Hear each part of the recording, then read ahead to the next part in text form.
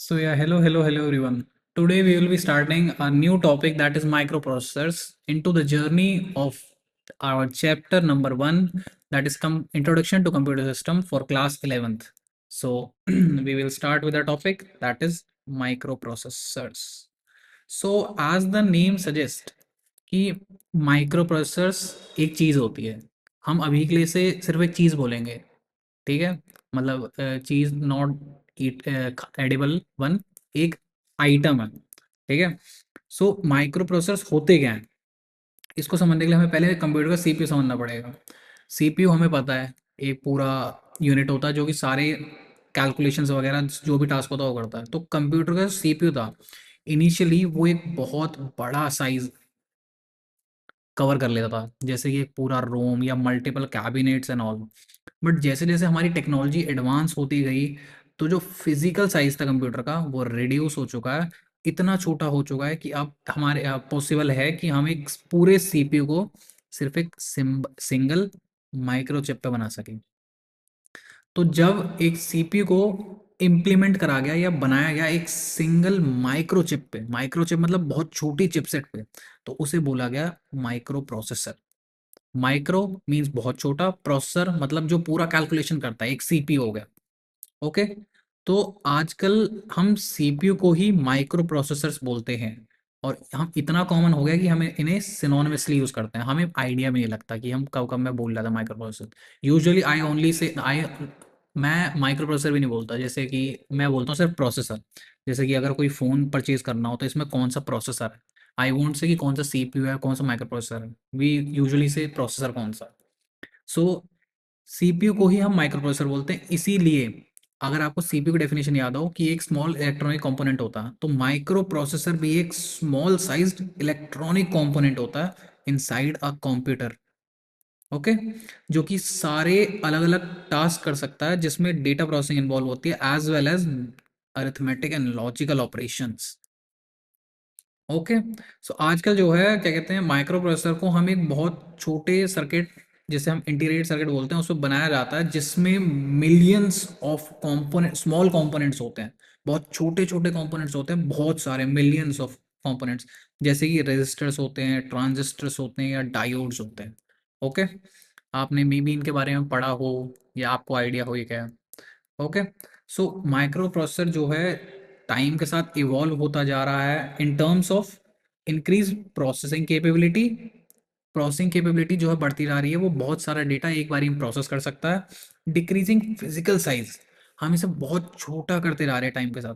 And reduce cost, जब starting में जब ये इंट्रोड्यूस हुआ था CPU and micro chipset and all, ये बहुत महंगे होते थे, बट टाइम के साथ हम इन्हें सस्ता करते जा रहे हैं। ओके।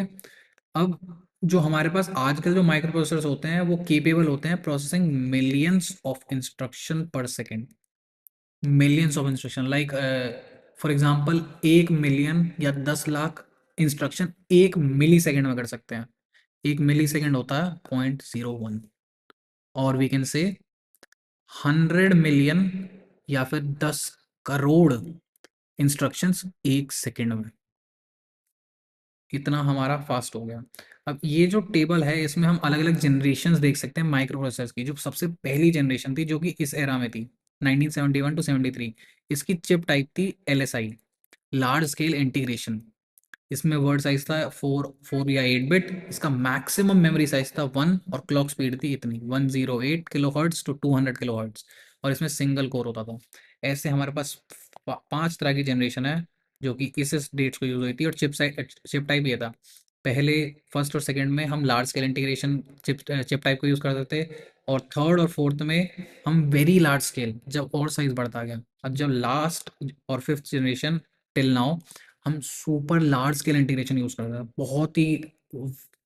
बहुत ही ज़्यादा इसमें जो है कंपोनेंट्स होते हैं। इसी के साथ जैसे जैसे हमारा चिपसेट डेवलप होती गई, चिप टाइप, वैसे वैसे वर्ड साइज जो है इंक्रीज होता गया, जो कि आज है 64 बिट्स का। ऐसे ही मेमोरी साइज और क्लॉक स्पीड इंक्रीज होती गई।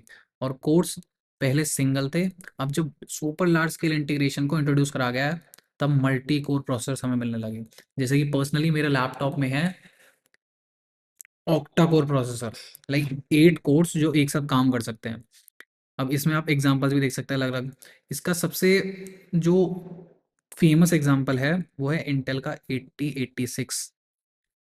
ये इतना फेमस है कि बीटेक के टाइम पे जब हम कंप्यूटर ऑर्गेनाइजेशन एंड आर्किटेक्चर के चैप्टर उसको सब्जेक्ट को पढ़ते हैं, कोआ जिसे हम बोलते हैं, उसमें इसकी आर्किटेक्चर को पढ़ाया जाता है, जिससे कि हम समझ सकते हैं कंप्यूटर का सीपीयू कैसे बिल्ड होता है।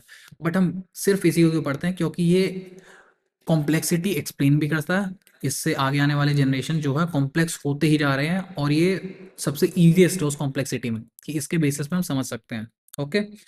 सो अब जो माइक्रो प्रोसेसर्स हैं, जैसे कि अगर हम कोई भी चीज़ खरीदें, जैसे फ़ोन लें हम, तो उसके अलग अलग स्पेसिफिकेशंस वगैरह देखते हैं कि इसमें कितनी जीबी रैम है, कितनी स्टोरेज है, कैसा कैमरा है, या फिर इसमें क्या कहते हैं टेलीकम्युनिकेशन के बैंड्स कौन से, 5G सपोर्ट करता है नहीं, या फिर इसमें चिपसेट कौन सी है।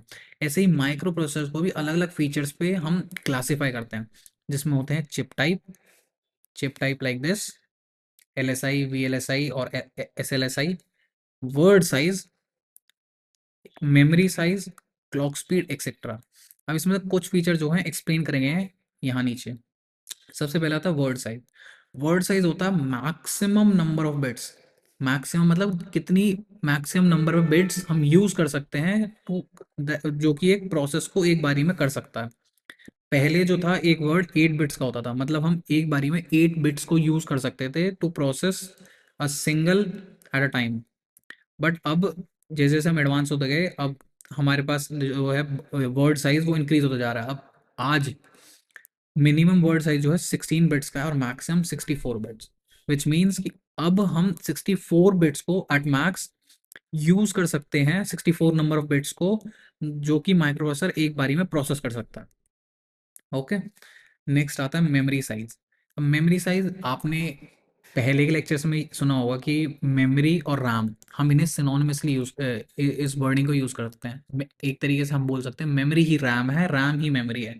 ऑल्दो हमारे पास सेकेंडरी स्टोरेज होती है, बट जनरली हम यही बोलते हैं। So depending upon the word size, जो वर्ड साइज होता है, साइज ऑफ रैम वेरीज। जैसे कि पहले बहुत छोटी होती थी रैम, 4 MB की, वो इसलिए होती थी पहले हम सिर्फ 4 और 8 बिट वर्ड्स को यूज करते थे। अब जो जैसे ही वर्ड साइज जो है इंक्रीज हो गया 64 बिट्स तक, अब हम राम को यूज कर सकते हैं of size up to 16 EB। इतनी बड़ी राम हम यूज कर सकते हैं जस्ट बिकॉज कि हमारा वर्ड साइज इंक्रीज हो गया। अब नेक्स्ट आता है क्लॉक स्पीड। अब आप इसमें दो वर्ड देख सकते हैं, clock and speed. Speed means अगर हम फिजिक्स में देखें तो कितना distance per unit of time हम कवर कर सकते हैं, और clock means time. Okay. So computer में एक इंटरनल क्लॉक होती है जो कि जनरेट करती है pulses at regular interval of time. Speed की तरह ही है ना। कंप्यूटर में एक इंटरनल क्लॉक होती है जो कि प्रोड्यूस करती है पल्सेस, जो कि हर रेगुलर इंटरवल ऑफ टाइम में प्रोड्यूस होती जाती हैं। तो clock speed basically means number of pulses generated per second. Okay. पर सेकंड बिकॉज आप अगर थोड़ा इजी वे में अगर इसे याद करना चाहें तो per second because of clock, and number of pulse generated due to clock. So clock speed is equal to number of pulses generated per second by the clock inside a computer. अभी जो clock speed है ये क्या बताती है हमें, ये बताती है the speed at which computer can execute instruction. जितनी ज़्यादा क्लॉक स्पीड होगी उतनी फास्ट या उतनी ज़्यादा स्पीड से हमारा कंप्यूटर जो है इंस्ट्रक्शंस को एग्जीक्यूट कर सकता है, उन पर काम कर सकता है। ये पहले मेजर करी जाती थी हर्ट्स। हर्ट्स मतलब 1 पर सेकेंड, और किलो हर्ट्स 1000 पर सेकेंड। बट जैसे जैसे टेक्नोलॉजी एडवांस होती गई, अब हमारे पास जो क्लॉक स्पीड है वो मेनली होती है गीगा हर्ट्स में, which means billions of pulses पर सेकेंड। हर एक सेकंड में 1 बिलियन प्लस पल्स जो है जनरेट होती हैं। Okay. So next feature would be course.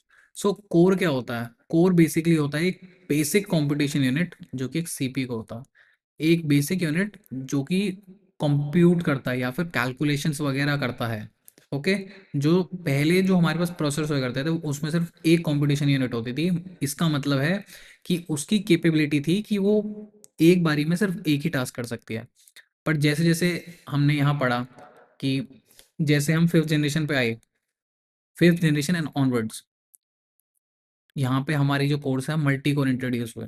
Multi core का मतलब है कि अब पॉसिबल है कि जो कंप्यूटर है हमारा वो एग्जीक्यूट कर सके multiple task at the same time. जैसे कि आपने अपने लैपटॉप वगैरह में या फ़ोन वगैरह में अगर स्पेसिफिकेशन में सुना हो, तो हम बोलते हैं कि सीपीयू पे 1, 4 या 8 कोर्स होते हैं, जिन्हें हम बोलते हैं dual core processor, quad core processor और ऑक्टा कोर प्रोसेसर। पर्सनली मेरे लैपटॉप में ऑक्टा कोर प्रोसेसर है, मीनिंग कि हम मैं एक बारी में 8 कॉम्पिटिशन्स कर सकता हूँ, या फिर 8 टास्क एक बारी में कंप्लीट कर सकता हूँ। ओके, सो आवर नेक्स्ट सब topic would be micro controllers. अब माइक्रो कंट्रोलर्स क्या होते हैं, जैसे इसमें दो वर्ड्स में बटा हुआ है, माइक्रो मीन छोटा, कंट्रोलर मतलब जिससे हम कंट्रोल कर सकते हैं। ओके, सो माइक्रो कंट्रोलर क्या होता है, ये एक छोटा सा स्मॉल कंप्यूटिंग डिवाइस होता है जिसमें एक सीपीयू होता है, एक फिक्स्ड अमाउंट ऑफ रैम होती है, रोम होती है, और बाकी सारे पेरिफेरल डिवाइसेस होते हैं। पेरिफेरल डिवाइस मतलब इनपुट आउटपुट डिवाइसेस वगैरह वगैरह, जो कि सारे एम्बेडेड होते हैं या फिर बिल्ट इन होते हैं एक सिंगल चिप पे। जो कि अगर हम माइक्रो प्रोसेसर उससे कंपेयर करें, तो उस पे सिर्फ एक सीपीयू होता है एक चिप पे, बट हमारे माइक्रो कंट्रोलर पे एक तरीके से पूरा सिस्टम होता है। जो सिस्टम होता है सीपीयू, एक रैम, रोम और अलग अलग पेरिफेरल डिवाइसेस। अब जो स्ट्रक्चर है पेरिफेरल इसका माइक्रो कंट्रोलर का, वो यहाँ दिया है, जैसे कि आप यहाँ देख सकते हैं।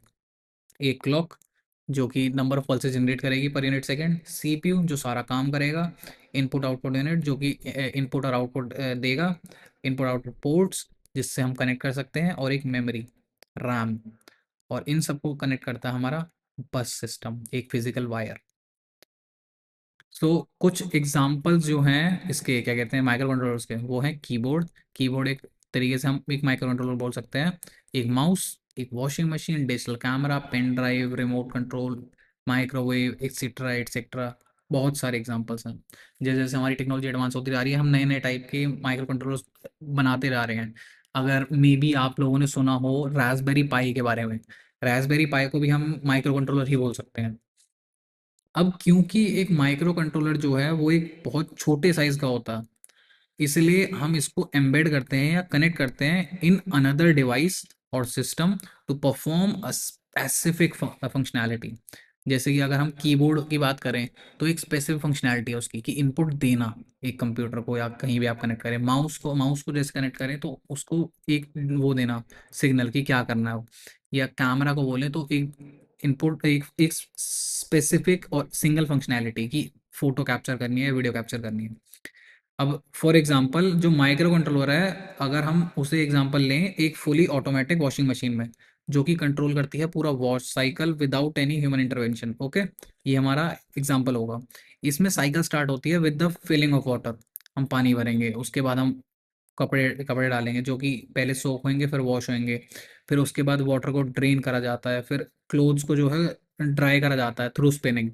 ये पूरा एक काम है एक सिंपल सा माइक्रो कंट्रोलर का, जो कि एक फुली ऑटोमेटिक वॉशिंग मशीन का है। अब जो सिंपल यूज है माइक्रो कंट्रोलर का, वो हमें परमिट करता है किस चीज़ के लिए, रिपीटेटिव एग्जीक्यूशन और टीडियस टास्क। जैसे हम एक सिंगल टास्क को बार बार करना हो, तो उसे हम खुद को मतलब टायर अप करने से ज़्यादा अच्छा जो इस टाइप के टास्क होते हैं, हम एक सिंपल सा माइक्रो कंट्रोलर यूज़ कर सकते हैं, जिससे कि हमारा प्रीशियस टाइम बच सकता। So with this we now know what are micro controllers, what are different kinds of micro processor specification, जिस बेसिस पे हम एक प्रोसेसर को जज करते हैं कि कितना बेटर है एंड ऑल। और इसके साथ हमारा टॉपिक एंड होता है, जो कि है micro processors. Okay, so thank you all for today. And within the next lecture, we will be starting a new topic that is data and information. कि data को कैसे store करा जाता है और कैसे use करा जाता है. So okay, that's all for today and thank you. Bye bye.